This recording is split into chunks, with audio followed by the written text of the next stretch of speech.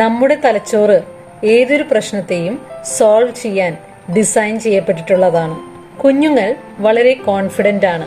അവർക്ക് എന്തും ട്രൈ ചെയ്യാൻ മടിയില്ല.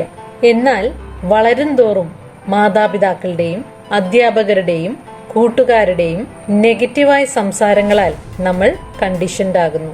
അങ്ങനെ നമ്മളിലുള്ള കോൺഫിഡൻസ് ചോർന്നു പോകാൻ തുടങ്ങുന്നു.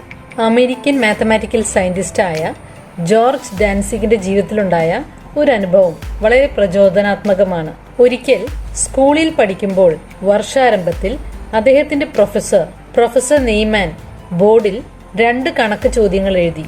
അത് ഫേമസ് ആയ ഉത്തരം കണ്ടെത്താൻ ഇതുവരെ സാധിക്കാത്ത അൺസോൾവ്ഡ് ആയ പ്രോബ്ലംസ് ആയിരുന്നു. അന്ന് ക്ലാസ്സിൽ ലേറ്റായി വന്ന ഡാൻസിഗ് അത് ഹോംവർക്ക് അസൈൻമെന്റ് ആണെന്ന് കരുതി എഴുതിയെടുത്തു.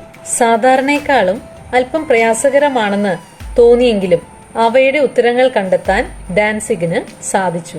കുറച്ചു ദിവസങ്ങൾക്ക് ശേഷം താൻ ലേറ്റായാണ് അസൈൻമെന്റ് സബ്മിറ്റ് ചെയ്യുന്നതെന്ന് ഭയന്ന് അദ്ദേഹം അവയെ പ്രൊഫസറിനെ ഏൽപ്പിച്ചു. പിന്നീടാണ് ഡാൻസിഗ് മനസ്സിലാക്കിയത് അവ ഫേമസ് ആയ അൺസോൾവ്ഡ് ആയ പ്രോബ്ലംസ് ആയിരുന്നുവെന്ന്.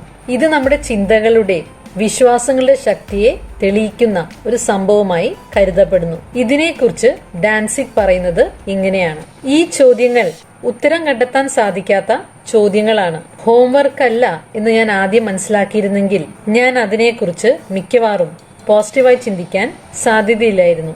അവ സോൾവ് ചെയ്യാനുള്ള പ്രചോദനം അങ്ങനെയെങ്കിൽ എനിക്ക് ഉണ്ടാകുമായിരുന്നില്ല. അവയുടെ ഉത്തരവും ഞാൻ ഒരിക്കലും കണ്ടെത്തുമായിരുന്നില്ല.